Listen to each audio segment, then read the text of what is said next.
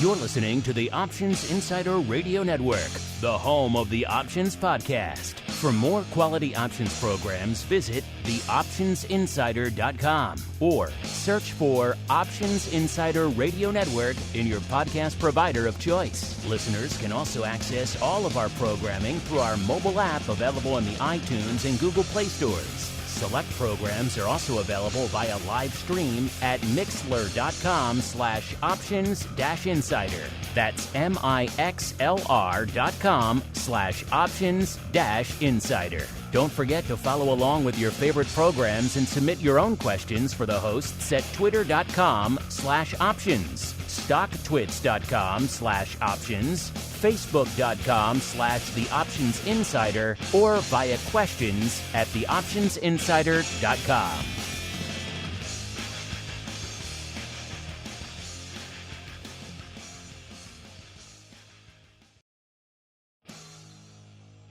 And now, it's time for the show that breaks down the options market from unusual activity alerts to market analysis, strategy overviews, listener questions, and much more. If it involves puts and calls, then our all-star panel will break it down.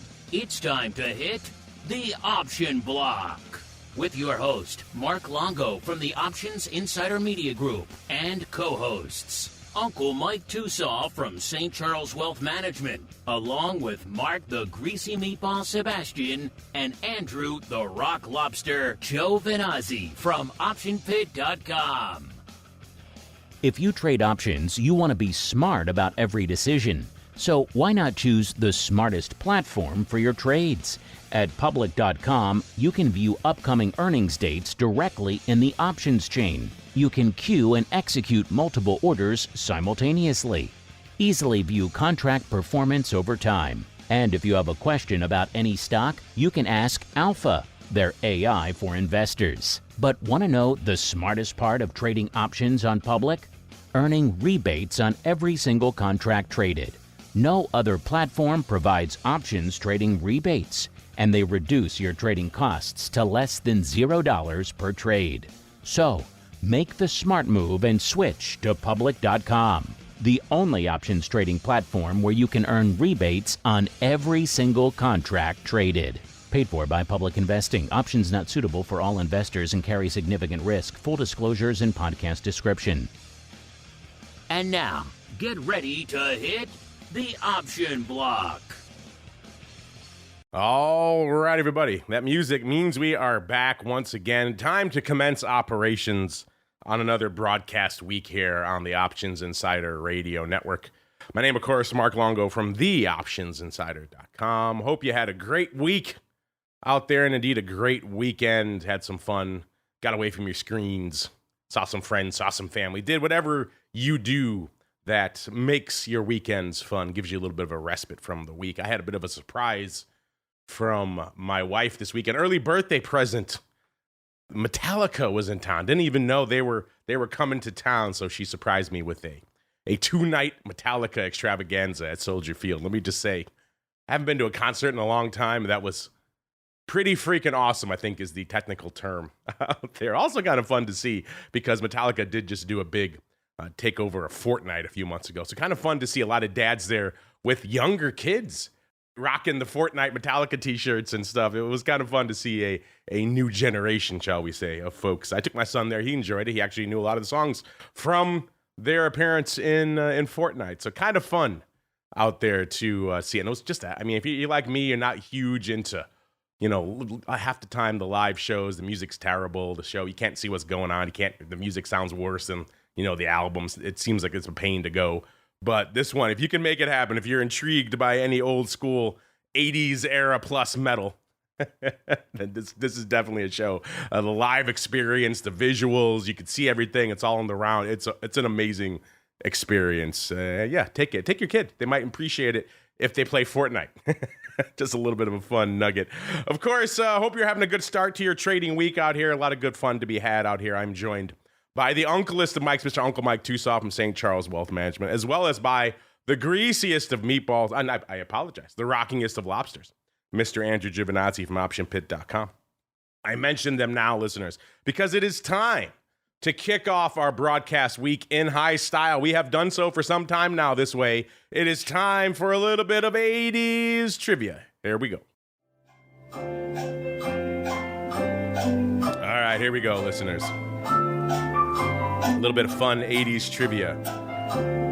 I kind of gave away the lead, the opening there, when I talked about what I spent my weekend doing out there. You know, it's funny. I was under the weather on Friday, all the end of last week. I felt terrible. My voice was dying. I feel much better today. I don't know if my voice is better because I spent a lot of the weekend yelling at this show. But get your buzzer hands ready, gentlemen, because in the 80s, the same band that I saw this weekend, Metallica, came out with 4 seminal albums, kind of back to back to back to back. Really, if they had stopped in 1990 pretty much and never picked up a guitar again, probably people would still think they're the greatest metal band of all time, just for that output they came out with in the 80s. So I put it to you, gentlemen, name one of those 4 seminal Metallica albums. There we go. Uncle Mike diving in. By the way, before I even get there, Uncle Mike just absolutely taking Andrew to the woodshed right now. The totals as of start of today's show: Tosaw 12 points, Andrew 5.5. So Uncle Mike, you are whooping him just terribly. So first off, sir, welcome to the show. B, go ahead, name one of those seminal 4 Metallica albums, sir. Do I get bonus points for naming multiple ones? I will let you have an extra half point if you can name another one, yes. Oh, that's easy. I'll go with Kill 'Em All. Yep. Ride the Lightning. Yep. Do you want me to keep going? You know, I'll tell you what, if you can name all 4 of the 80s albums, I'll give you a full 2 points. Well, I thought the 4th one that I'm going to name is 90s, but I'll try it. So I know it's And Justice for All. Yep. And then Metallica itself, the Black Album, but I thought that was 1991. That is 90s. You're missing a huge one. Ride the Lightning, Kill 'Em All, and Justice for All. Master of Puppets. Yes, there we go. That's the one that became all the rage just last year. Or was it when they played it on Stranger Things? It was the song for Stranger Things, and all of a sudden all the kids loved Master of Puppets. Was that the Sandman album? Sandman was 1991. Enter Sandman was that. That's the only one. I have to tell you, I never listened to one Metallica song in the 80s. Tosaw, you are surprising me with the depths of your various knowledge out here. I will give you points for that. So Tosaw, a full 2 points. I can give you more bonus points, but that'd just be beating up on Andrew at this point. 2 points. At this point, you're going to have to buy Tosaw ringside seats when he wins to a WWF challenge. I might have to buy him tickets to the next Metallica show when they come to town, given his penchant for all things 80s Metallica. Mr. Tosaw, you missed an awesome show. They are, I think, traveling. I think Minnesota. You might want to hop in a car and go see them because it was a hell of a show. Speaking of a hell of a thing, really quickly because we're kicking off the show here. I was going to give it away last week because it was time for our pro trading crate, and last week was a crazy week. I was traveling, I was sick, and of course all the market madness. So we will do it this week. An extra bonus gift for you, Mr. Uncle Mike. The random number generator is going right now. Tell me when to stop, sir, and I shall... Stop. Oh, bam. Jeez. Luckily for you, I have the reflexes of a cat. All right. Throwing me a curveball there. All right. Who did you pick, Mr. Uncle Mike? Look, you got Wolfpack. Mr. Wolfpack, he's been a member for a bit now, I do believe. Congratulations, Mr. Wolfpack. Send all your love and thanks to Uncle Mike for choosing you with that little bit of skullduggery. He tried to throw me a curveball. Luckily, I was up for it, listeners. Reflexes honed by years of thrashing to Metallica. That's what it was. As we keep on rolling right on into a little bit of the trading block.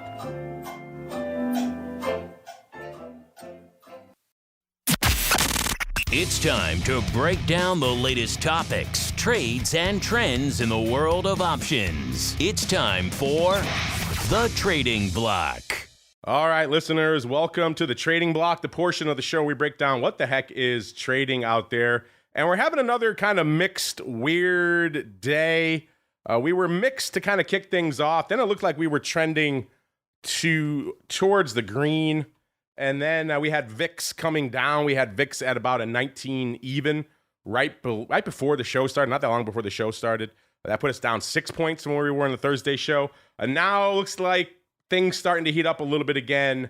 We have markets mixed, Dow off about 0.5%, S&P kind of flat to slightly red, and the NASDAQ giving up some of the green it had earlier. Now it's only up about 0.25%. And let's not forget our old friends, small caps out there. Small caps down 1.1% out there right now. So VIX starting to get a little bit of its mojo back at about a 20 even when we actually started the show. That puts it down only 5 points, and it's at about 20.25 right now. Looks like a little bit of increasing unrest out of the Middle East starting to weigh on the markets out there. VVIX, when we kicked off the show, still frothy at a 110, but down 29 points from where it was on the show last week. So these were kind of crazy times over the course of the last week, listeners. Hopefully you came out of last week keeping your powder dry and maybe up some cash, hopefully at the very least not down some cash out there.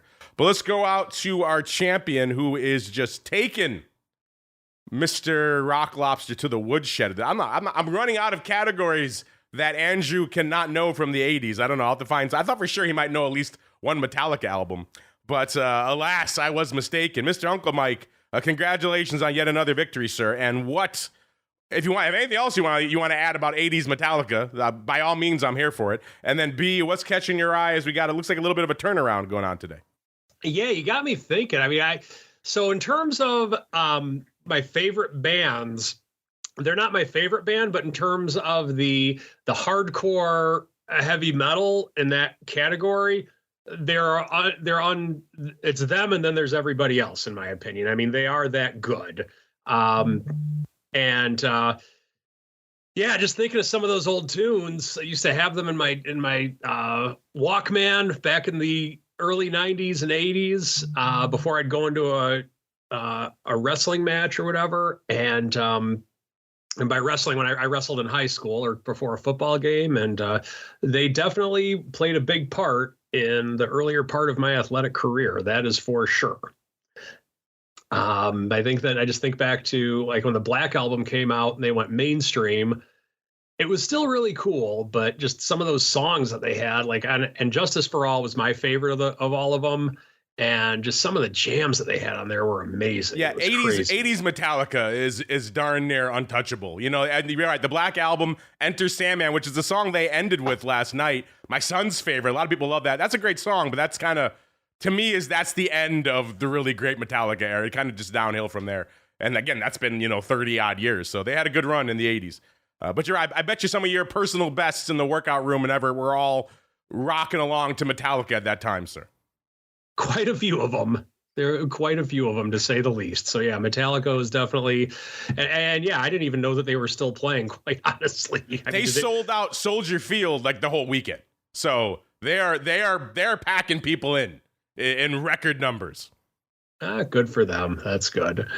Well, anyway, in terms of the market itself, just looking at it a little bit today, we're flat on the day. S&P is up 2 points, so I guess we're slightly in the green. We're not really getting a lot of movement in the bond world either.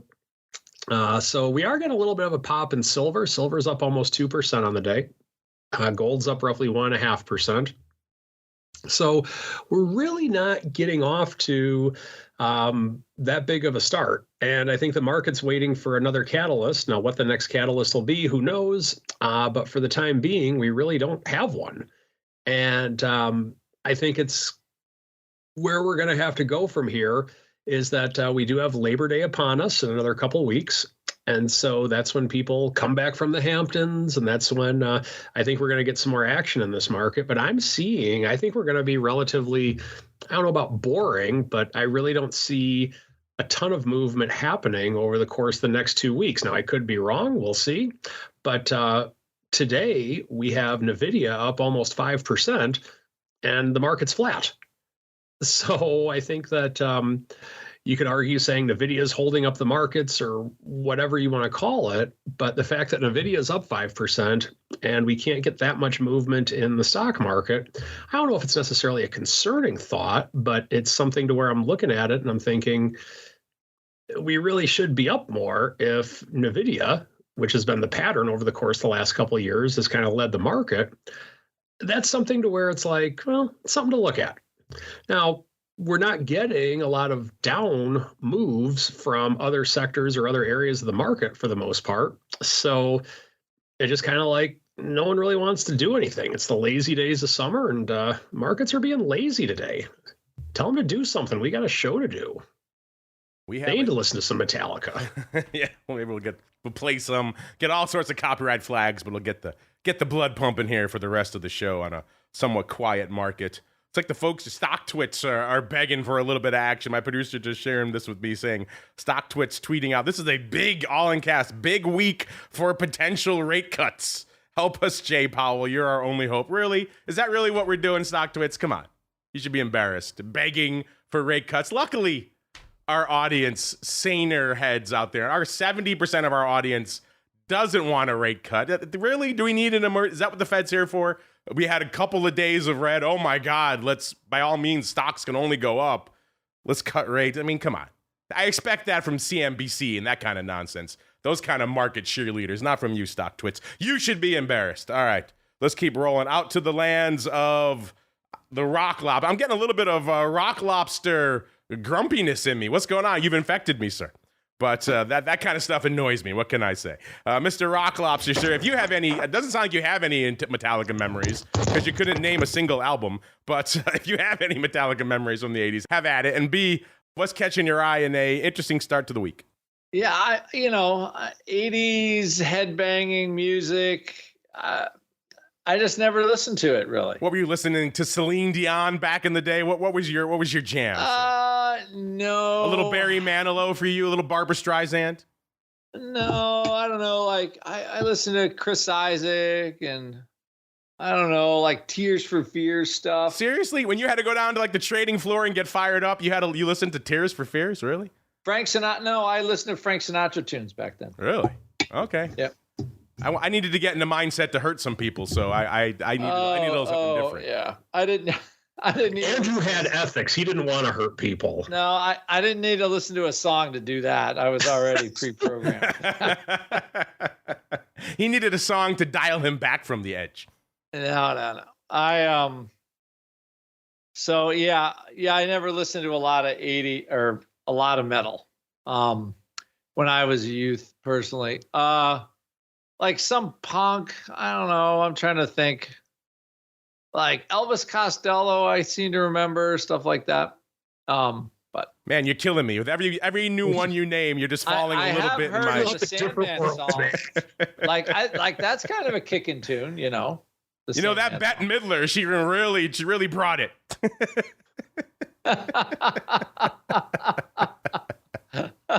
I mean, she was no John Denver, but that's true. Hey. She was no. Yeah, I don't know if I've really been a Bette Midler fan, but I'm sure there are people that like her though. Did you like the B-52s? Yeah. That you should. That's where your name comes from. I would say stuff like I like 80s kind of beach music is sort of what I listened to. Whatever we listened to back then, you know. I thought for sure, grumpy guy, always wearing flannel. You had a little bit of Metallica in your back CD closet. You know what? It just wasn't me. Like, I listened to KROQ in the 80s. So whatever K-Rock was playing, like, new wave music, whatever, And then probably by 1990, I was like, I had fully converted to like Frank Sinatra and Lloyd Cole and stuff like that. I could just see you rocking out to the duo of a little Midler and Manilow in the afternoon. Midler and Manilow duo, with a wine spritzer. Yeah, with a wine spritzer. Yeah, gosh. I'm sure I've offended someone in our audience who loves all of that. If that is your jam, by all means, enjoy it. I just like to give the Rock Lobster a hard time. Exactly. You can put on your, Neil Diamond and have a wine spritzer. But he's very popular. Neil Diamond has a few hits to his. I mean, people love Sweet Caroline for whatever reason. The kids at my, at football games, I go, they all sing that. They all love it. That song is multi-generational. He's probably got 20 all-time songs, something like that. But are we talking about the market or 80s music? I don't know. You kind of surprised me with your Midler and Manilow combo.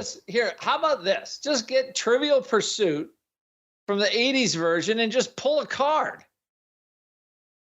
I'm doing better than that. I'm hand curating things that I think you at least have a chance Well, the problem is you and Tosaw like wrestling and 80s metal, and then like there's everything else. I guess the assassination was pretty good. He has whooped you on literally every category. I had a chance on that. Yeah, I gave you presidential stuff for 4th of July. You lost on that. The assassination stuff. All right.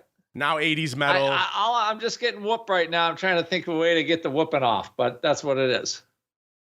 I'll have to do 80s woodworking, some sort of Bob Villa trivia or something. I would not win that one. I guarantee it. If you ask, okay, name 3 tools in Bob Villa's shop, I could do that. You know, a hammer, a screwdriver, and a saw. There you go. Tosaw would win again. I would say it'd make it a little harder, like power tools that are in the. But anyway, I'm sorry, I'm digressing here. You would definitely win that one. Market. Well, don't we have an inflation number that we're waiting for tomorrow? PPI, CPI this week. Waiting for a rate cut. I think we have the same movie here. It's like rates will go down when the government stops spending. I mean, we have sat here for how long has this show been on? 15 years. We thought the whole QE thing was stupid. It was. All it did was artificially compress stuff. Negative interest rates, stupid. And sooner or later, everybody's going to have to pay the piper. You're going to have hyperinflation. So, the rates are higher now, and they're going to stay here until the knucklehead stops spending. And that's anybody that that works in the confines of Washington D.C. at this point. So I don't see how rates come down. It looks like mortgage rates are starting to tick down a little bit. But I don't see, we could get a political rate cut between now and the election, which would help the incumbent party. But as far as that goes, I don't see how rates are going down. I mean, I thought earnings were okay, but in order for the Great Eight to continue their pace, they had to be like near perfect, and they weren't perfect. They're just good. And now we have NVIDIA coming out, and that's a wild card as far as how many chips they're selling for AI and whatever else they're doing. And NVIDIA printed high of 140 this year, and it traded 90 something on Monday last week. Let's see here. So it's made a little bit of a bounce. Let's see here. It traded a high of 140.76 intraday, traded a low on Monday of 90. So that's $50 peak to trough. So the market took a third out of the market cap on that from the top. Which I would say is a kind of a normal, correction when something got that far ahead of itself for that long. And okay, so maybe it has decent earnings, but again, they have to be perfect even to justify this valuation. So at this point, what was taking us higher was kind of the whole AI thing, and it's now like the bloom is off the rose somewhat, and now it's sort of just ebbing and flowing. I think we'll probably at some point, again, depends who the president is and what people think the outcome, or what they think the election will be. But it wouldn't surprise me if we recaptured our all-time high at some point. Right now, if just the inflation is somewhat moderate, comes in somewhere in line, we probably rally back to 5,400 again. So, because we have a quiet period till the next earnings cycle, which is not until October. We have some earnings. We're going to have some election shenanigans, but, I think a lot of the trends that started this year are kind of still continuing somewhat. It's just, I think we're going to have less upside volatility than we had before, just because all of the Great Eight stocks, we just threw AVGO in there as one because it's becoming so huge. But I think that's sort of where we're headed at this point. So we do have corporate earnings growth. I mean, they're up 10% year over year right now. So earnings are growing. That's good. They've been growing since the 2022 and everybody was freaking out. And, if we can have some sort of, I don't know, call it normal election, we probably will keep, rallying until the end of the year, barring some other disaster. But again, the government and deficit thing at some point is going to come to a head, and Congress is unlikely to do what they need to do, which is just stop spending. I mean, I think you could just use Chat GPT and say, fix the deficit. And it does it in like 2 seconds, not even 2 seconds, 1 second, a millisecond, how long it takes. It's not that hard. But there's zero will from anybody that is in elected office currently. Maybe there's a few people that do. But if government spending could come down, I think the inflation thing will start to right itself. And then we can maybe get out from under, what I would just say that the last 10 years of extraordinary Fed interaction. I mean, it's crazy. Actually, it's more than 10 years at this point. They started in 2009 with QE and then Operation Twist and whatever crap they were doing, all their enabling stuff. So that's 08. So it's 16 years. So 12 years. 12 years of just 16 years of crazy activity by the Fed, which is now finally, it appears to be slowing down because they've just run out of things to do. But I don't see why we don't get back to 5,400 this week if the inflation numbers are even remotely normal. Why not? Because we were at 5,100 and couldn't stand it we could not stand being at 5,100 for more than 10 minutes, 20 minutes on last Monday. Even though I was out, I was watching the market. By the way, for people at home, when I go on vacation or I leave Maine, the market crashes every single time. So if the market hasn't been doing anything and then I leave for like 4 or 5 days, just go buy some puts in the SPY and you'll make yourself a lot of money. Like 5,100, we were there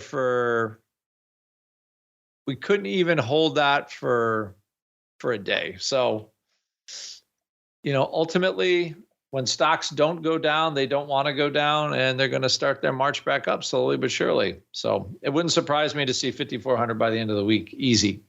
Let's see what we're seeing out there right now. Is it easy or not? Looks like the volume is coming pretty easy today, listeners. VIX already at 1 million contracts. Just ticked it as we are talking. So today, a banger out there, despite it being deceptively sleepy out there. VIX putting up some numbers. The ADV out there, 1.17 million. We're going to be at that by the end of the show, if not sooner.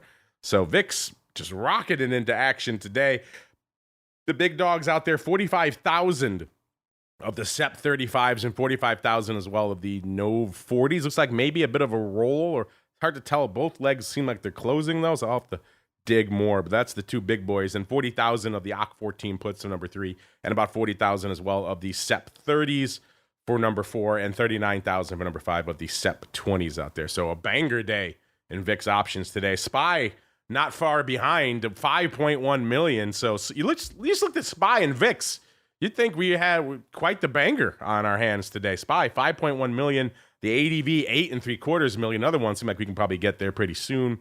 The S 1.7 million. Now that one hanging out at about normal, a little bit less than normal. We expect 1.75 at about 1.7 right now. So interesting how the market shapes up. The ADV 3.45 million. Small caps looking comparatively sleepy. Only 660,000 contracts on the tape.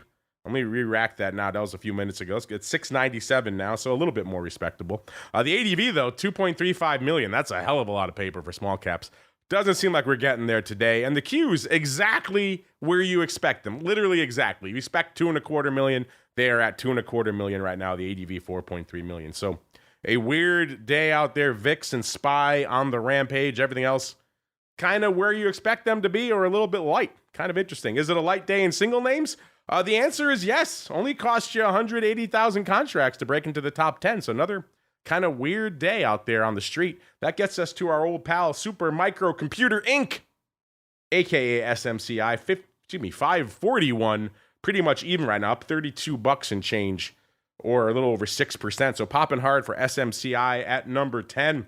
Number 9, 187,000 for our old pal Marathon out there. Number 9, 1564, off about $1.40 today, or a little over 7, almost 8% for Marathon out there. So not a great day for Marathon. We'll get into more of that fun in a little bit with the Crypto Rundown, a.k.a. Uncle Mike's favorite show. That should be his prize for winning the segment. He has to come on the Crypto Rundown.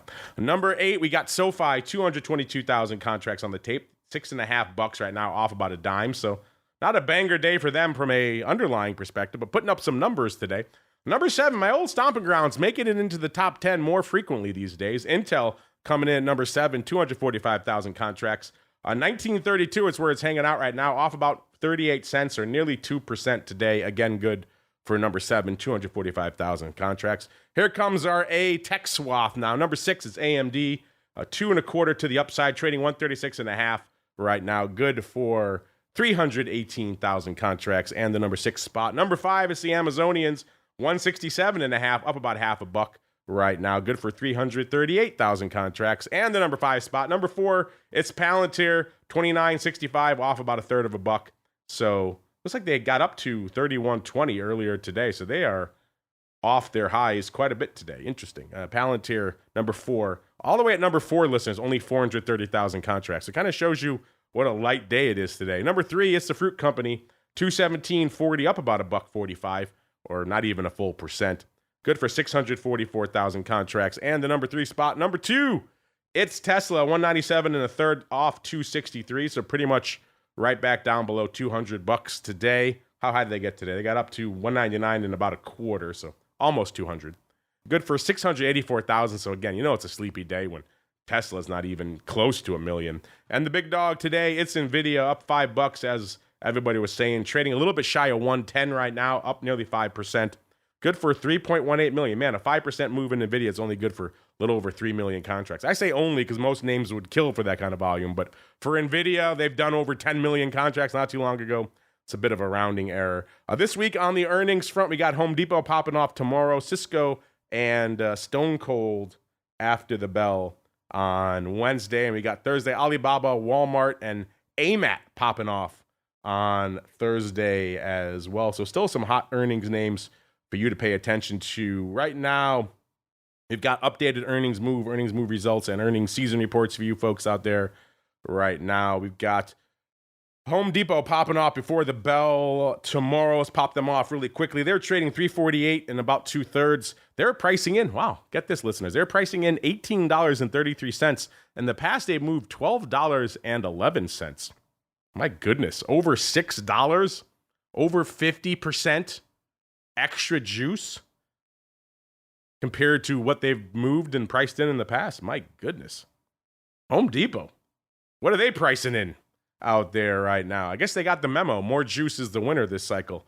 Cisco, cover your ears, Uncle Mike. 814 after the bell. 45.5 is where they were trading. They're pricing in 275, and they passed. They moved 233. So extra juice out there on Cisco as well. Not quite the ridiculous amount that Home Depot is pricing in, but still extra juice. Our old pal Stone Cold, can't forget about them. 14th after the bell. 1320 is where they were trading. They're pricing in, this is interesting as well, they're pricing in 98 cents. In the past, they've moved to $1.95, so fully $1 off the top in Stone Cold. So apparently they did not get the memo that more juice is the winning trade right now. Wow.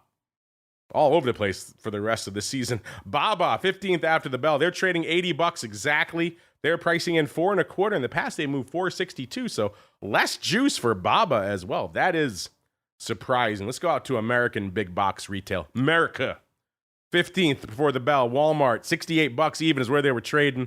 They're pricing in 3.25. In the past, they moved 295. So at least they got the memo over there in Walmart. A sprinkling, a smattering of extra juice for Walmart. Let's get out of here with AMAT, 15th after the bell.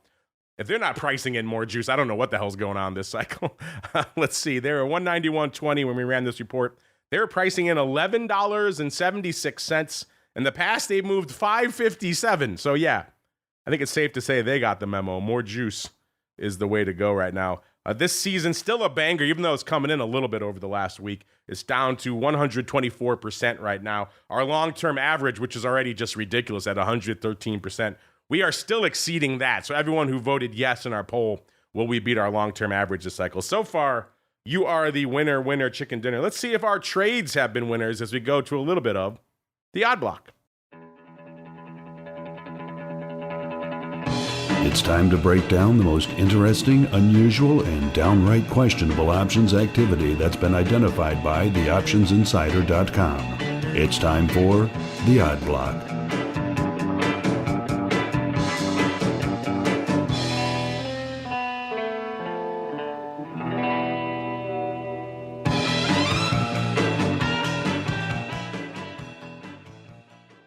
All right, everybody, let's start by actually, because it is kind of a surprisingly sleepy day out there, let's start by paying off a trade we talked about just on the show last week and said, got to come back next week to pay this bad boy off. This is everybody's favorite Century Aluminum Inc., as the Brits say, ticker symbol CENX, C-E-N-X. We talked about this on the show last week. On the year, it's had a good year. It's trading about 7 3/4 a year ago, trading around $13.70 right now. By my math, that's a pretty banger year, up nearly 70% on the year out there. So that's a good one, even though they're off their highs of 21 1/3 set just about a month ago. So glass half full, they're up 70% on the year. Glass half empty, they're down nearly 30% over the last month. So kind of pick your poison how you want to look at that one. On the show last week, just last Thursday, I do believe with the Flowmaster, we said, hey, CENX is having their earnings after the bell on Thursday, and somebody was loading up with a little bit of near-term upside love. They came in and scooped 3,458 of the AUG 15s, 1.5s. They paid 24 cents for these bad boys when the stock was $12.41. So looking at it right now, by my math, the options, at least assuming the stock, looking pretty good. $12.41, $13.71 right now. So up $1.30 in the stock. So they were certainly right in terms of the direction of the underlying, but they bought the 15 strike. So at least for right now, not correct enough, listeners. They need this stock to run. This is only a weekly trade after all. So the clock is ticking, and we all know what happens after earnings. All that juice, that balloon just pops, all that juice goes away. So right now they are wearing it on these. These are still open. We checked right before the show. So they got the rest of the week. Obviously, anything could happen. But as of right now, they're out a little over 80 grand, about $83,000 on this trade. Mr. Rock Lobster, barring some last-minute turnaround, they were right in CENX, just right enough, sir. What do you think? I'm surprised you didn't invoke the aluminum. I did say I said it at the top. I said rolled aluminum. Oh, okay. I must have missed How that. dare you imply that I would not take the opportunity to use the British pronunciation, sir? That's why I was shocked. Like, how's he not saying aluminum here? So, so earnings, stocks up. Well, stocks up a little bit, but they did the old volatility down, stock up routine, it appears. So the 15s are 10-15. I think it'll be a tough road till the end of the week for these. And they're still open. So I have to be honest, I don't see how they're going to get their money back on these particular options unless a miracle of miracles happens. Yes, they flew too close to the sun, and it does appear like they have been burned. Yes. So I have been burned by your insinuation that I would not take any opportunity to say aluminum here on the network. I just love it. And that's, again, I apologize completely. Somehow I missed, it slid in. I guess, you know what, just losing all these trivia shows. I think it's starting to affect my hearing. You know, I expect that kind of vitriol from Mama Lobster. She's coming at me left and right. Nothing I do is good enough for her. But from you, I don't expect that kind of vitriol, sir. So. Yeah, I can't wait till she hears the show and she says, 80s metal, who's Motorhead? Who knows that? And like, yes, the only two people on the planet are Tosaw and Longo. That's who knows it. And 60,000+ people in Soldier Field last night. And the 60,000+ I people in Soldier digress. Field. It's not good enough. If her pudding doesn't get it, Rock Lobster, Mama Lobster, I should say, will not be. You know what? I need need one of those helplines to like anybody else that lived in the 80s. Tell you what, just have Mama Lobster send me her approved list of 80s trivia subjects, and we'll work through that list. That way she'll be happy. I can stop getting these death threats from Mama Lobster. She's hardcore. I'll just say Trivial Pursuit. I want the next half of the year, just pull the cards out of the Trivial Pursuit box. I thought I had made a fan out of Mama Lobster. I had turned her around, and now your poor performance in the 80s trivia has turned her right back to the dark side. She's at me again. You know, Mama Lobster. It's an ugly thing right now. You don't want to make an enemy of an Italian mom. They're hardcore. Very difficult. All right, let's see if maybe you can recover some of your lost luster with this one. So let's go out to everyone's. I think the Rock Lobster might actually like this one. This is Wolverine Worldwide Inc., ticker symbol WWW. Not the cool WWE, but WWW nonetheless.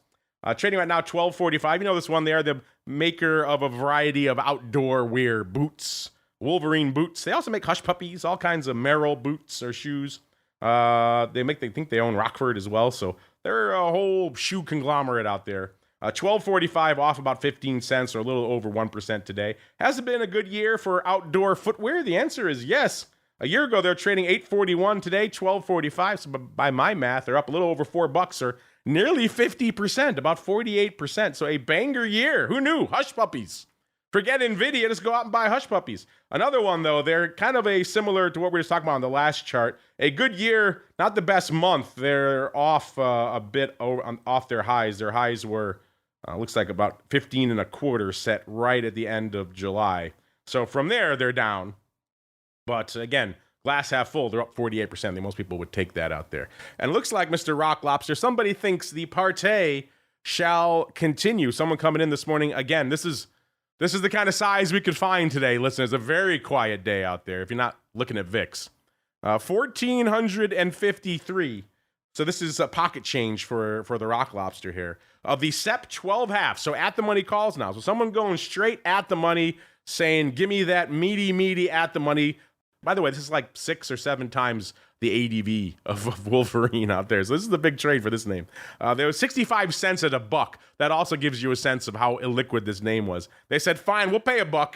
1,453 times. The stock was $12.39, so ticking in the right direction for them. This kind of money, you would maybe expect an earnings announcement, but no, it's like they already had it because their next announcement is on November 6th. So they don't even get earnings for their dollar. That seems kind of juicy to me. A 62 vol. I don't know, Mr. Rock Lobster, you're far more well-versed in outdoor footwear than I. You think paying a $1, a 62 vol for Wolverine Worldwide at the money calls, does that float your boat, sir? Well, you know what I think the real value is in Wolverine is in their Sweaty Betty line of athletic wear. Oh, there you go. See, I knew you'd know more about this name than I. Well, I'm reading the fundamental section at Livewall. So, plug Henry should be happy. There's a SIBO plug there. But they also do Sperry Keds Hush Puppies. Wow. Sperry. The old Docksiders way back when in the preppy days. So ask me a question about preppies from the 80s. Jeez, Louise. Well, yeah, you're out there rocking to Midler and Manilow. You probably were a bit of a preppy back in the day.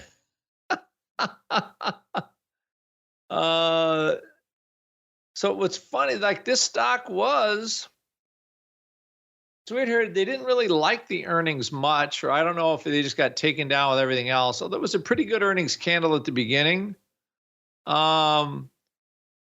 I think they're looking for a bounce back to like 15 or something. It does look like a company that's kind of on the rebound, to be quite honest. So yeah, I think, are people getting out and exercising? Maybe. Or are people getting out and moving again? So, yeah, I don't think this is a bad purchase for $1, although they are going to need a little help making it happen because their calls are underwater on day one. Yeah, now this seems like a bit of a lift to me, but you seem to love this one. So while you're sipping your wine spritzer and rocking out to the gentle tunes of Midler and Manilow, maybe you want to put on some of these Wolverine Worldwide SEP 12 half. Seems like you like them more than I, sir. So intriguing. We'll keep an eye on those. You like those, listeners? You like paying a 62 vol for Wolverine Worldwide? I don't know. Intriguing stuff. Maybe you love them. But we're coming up against this. So let's get out to a little bit of the land where I know he's not rocking to Midler and Manilow. He likes a little bit of heavier stuff. He is the uncleest of Mikes. It is time for the strategy block. It's time to dispense options, wit, wisdom, and education. It's time for the strategy block. All right, time for Uncle Mike to dispense wit and wisdom. And also, he's going to kick off today's strategy block by telling us his favorite Metallica song. Go, sir. The floor is yours. I got to say, my favorite, if I had to pick my favorite one, I got to go with One. Oh, that's a good one. They played an awesome version of that last night. They had the visuals and explosions, and it was crazy. It was something to see. Not even my favorite song, and I was like, "This is amazing." I mean, it's like the all around. It has a little bit of everything in that song for Metallica, like the 7-minute version, and it's pretty interesting. What's your favorite Metallica song? I have to go for "Whom the Bell Tolls." For me, that's where it begins and ends. That's where you hear it. All the Bears, when every football team kicks off to that song, it is the mother of all metal songs. But One is a good one. That was their first radio hit. That was more for the Midler and Manilow crowd, I think. The Rock Lobsters would like that one. Yeah, I mean, dun, dun, dun, dun, dun, dun, dun, dun. It's a good tune. That was It's cool. a good tune. Yes. I mean, you got that one, and then I mean, I couldn't really pick. I'm only saying one because I had to pick one. Because yeah, For Whom the Bell Tolls was pretty cool. Search and Destroy or Seek and Destroy is cool. They did that one last night too. Another good one. Yes, they did. They did some old school ones. Yeah. So I mean, I'm saying one only by default because yeah, it's hard to. There's certain bands that you do have your favorite song, but Metallica, even though it is within the genre of the super heavy metal, hardcore heavy metal, they have quite a wide variety of style and music within that genre. And that's why they were so good, I think. Yeah, my son even turned to me like halfway through the set last night. He's like, they're playing some slow songs. And I was like, yeah, they have a few in their catalog. It's not all face rippers. Kind of fun. But I digress, sir. We could talk Metallica the rest of the show. What is your strategy block, sir? Good point. Good point. So I want to talk about the VIX. And so we've talked about this on the show before, the importance or the concept of you can buy VIX calls to hedge the S&P 500, or you can buy SPY puts or SPX puts or puts on the S&P in some way, shape, or form.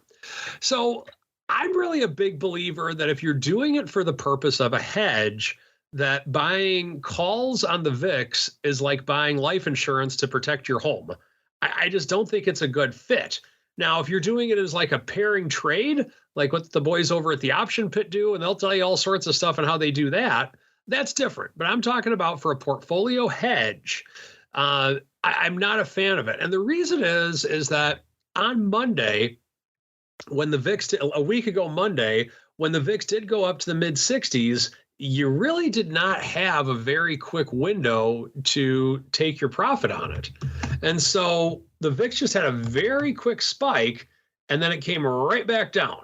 So the VIX was up around the 65 level, and then it opened the day, or I'm sorry, it closed on the previous Friday at, just looking here, 23.39, and then it got up to the 65 level. So it was very high, and then it closed on Monday at 38.57.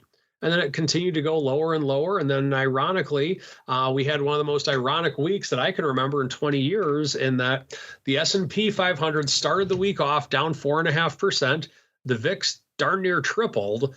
And by the end of the week, we ended up positive on the week in the S&P, not by much, just a few pennies, and negative on the week with VIX. You don't see that very often. So the point is that if you want to do that, that's fine, but I don't think it's really a true hedge. It's more of a pair. And there's no guarantee that the VIX is going to go up if the S&P goes down. It does happen to where they do move in the same direction at times. And so you don't have that. And so once again, for purpose of a pairing trade, that's fine. But for purpose of a hedge, meaning a true hedge, I don't think it's a very safe bet, because it's not a hedge. It's a pairing trade in some way, shape, or form. So The reason that people like to do it is that calls on the VIX are typically less expensive than puts on the S&P 500. That's typically the draw to it. But ultimately, if you don't execute it right away, then you're going to miss out on it. Whereas with a put option, if the S&P goes up, the puts will go down in value, assuming that you have in the money puts, or conceptually they will. Whereas if the S&P goes down, the put values will go higher, assuming you didn't buy just some garbage far out of the money put that expires. If you buy something somewhat near the money, you're going to be okay. And so that's why I would encourage everybody, if you're doing this for the purpose of a hedge, not a pairing trade, but like you're hedging your larger portfolio, then I would recommend seeking puts on the S&P if you're owning the S&P. Would you recommend seeking and perhaps destroying those puts, sir? I had to go there. I don't know. Just I had to go there, sir, as we keep on rolling and go around. That's your fault. You said it. Around the block. It's time to tell you what we'll be watching on our trading screens until the next episode. It's time for Around the Block. All right, listeners, time to go around the block. Tell you what we're keeping an eye on until our next episode on Thursday. All right, Mr. Rock Lobster, sir, if you can turn away from the Midler and the Manilow for a second, sir, and the delicious wine spritzer. What are you keeping an eye on until the Thursday show? Well, we have a couple of inflation numbers, a little geopolitical unrest. You know, maybe the market sells off here a little. Who knows? And we don't really have any big earnings this week. I mean, we have a couple, I believe, Walmart this week. But I think you have the inflation numbers, and after that, the market has tended to move a bit. I mean, so straddles for the week are still $10 in the SPY and $100 in SPX. So it's not, that ain't nothing. So somebody somewhere is still expecting some action. And of course, the VIX curve is very flat. So I think there's still plenty of market action baked in. We just haven't seen it yet. Perhaps some might say another shoe waiting to drop, sir. Is that what you're saying? I hate to say it, but it's feeling like that. Uh-oh, feeling that way, says the Rock Lobster. Mr. Uncle Mike, do you agree? Another shoe lurking out there? What are you keeping an eye on? Well, I wanted to see how the bonds react to everything. I mean, it's such an interest rate heavy environment right now, or the talk is interest rates. Are we going to get a rate cut? So just watching to see how the bonds react to it. And for right now, we're not, in the last few days, we haven't had a ton of movement. So watching the bonds primarily. And in terms of when I do watch the markets, I look at one side to watch the paint dry and then the markets. And right now, they're kind of like the same thing, at least for today. But that may change. We will see. All right, listeners, that is going to do it for us on the old OB today. Normally where I start playing maybe some of our outro music underneath as well. But you know what, maybe I'll have because we've been joking about Metallica all episode, I'll have some of our editors cut in on the podcast version, cut in a little bit of some fun Metallica, maybe For Whom the Bell Tolls. That's a great one. Copyright be damned on YouTube, but we're just going to have fun with it. Not going to do it for us on the network, not by a long shot, listeners. I'll be back in a little bit with some extra fun guests to break down all the action in the world of crypto. And spoiler alert, there's a lot, as there usually is, so stay tuned for that in a little bit. If you're listening to the Pro, just hang out. We'll pump some fun stuff in this live stream, and we'll be back in a little bit. Holding court on the crypto rundown, but before we do that, let's go around the horn. Let's start with our current leader and presumptive victor, unless the Rock Lobster can really pull his butt into gear, of our 80s trivia challenge yet again. I have to come up with another prize for you now. I'm running out of prizes for Uncle Mike. Mr. Uncle Mike, sir, if folks want to reach out to you to congratulate you early on yet another presumed victory, where should they go? What should they do? Well, I mean, it is sad but true that I would get congratulated this early, but I see ride the lightning out to see what happens to it, and just see what we can give us. I mean, wherever I go, wherever I may roam, we'll see that. But anyway, if you want to learn more about what I do, if you're looking for a financial advisor, go to stcharleswealth.com, set up an appointment to talk with me. Would love to have a conversation with any of our listeners. If you want to follow me on Twitter, that's where we post our webinars. Sign-ups, follow me at Mike Tosaw, Tosaw. see what you did there, sir, and I appreciate it. Mr. Rock Lobster, though, has no idea because he's busy rocking out to Midler and Manilow. Mr. Rock Lobster, sir, if folks want to reach out to you to discuss your musical and or beverage choices, where should they go? What should they do? Well, if I can get over this fourth wine spritzer I've had already during the show. Day drinking. To recover from my loss. Yes, optionbit.com.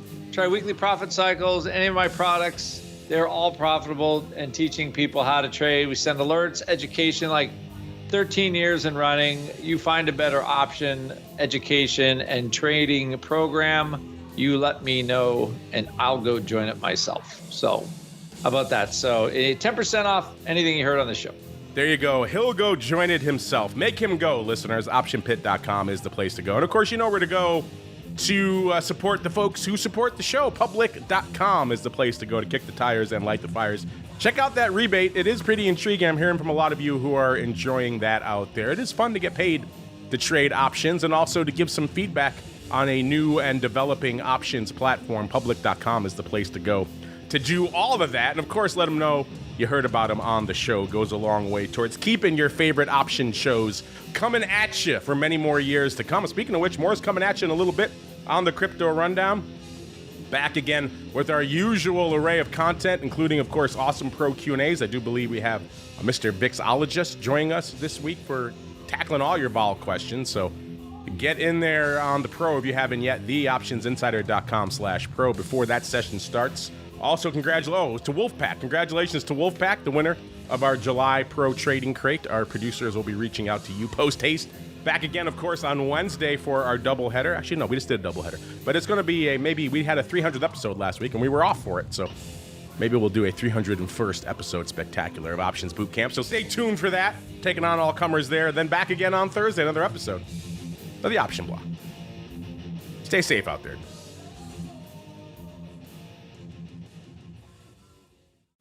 Most options trading platforms are commission-free, and there are some that don't charge per-contract fees. Public.com goes a step further. When you trade options on Public, there are no commissions, no per-contract fees, and you get a rebate of up to 18 cents per contract traded. That means it costs less than $0 per transaction. In other words, instead of paying to place options trades, you literally earn money, and that money can add up fast. If you trade 1,000 option contracts on Public, you'll earn up to $180 in rebates. 10,000 contracts? Up to almost $1,200. It's pretty obvious why NerdWallet recently gave options trading on Public 5 out of 5 stars. Because Public really stands out for the cost of its options trades. Their words, not ours. If you want to start paying less than $0 to trade options, check out Public.com and get a rebate of up to 18 cents per contract traded. Paid for by Public Investing. Options not suitable for all investors and carry significant risk. Full disclosures in podcast description. U.S. members only. You're listening to the Options Insider Radio Network, the home of the Options Podcast. For more quality options programs, visit theoptionsinsider.com or search for Options Insider Radio Network in your podcast provider of choice. Listeners can also access all of our programming through our mobile app available in the iTunes and Google Play stores. Select programs are also available via live stream at mixlr.com/options-insider.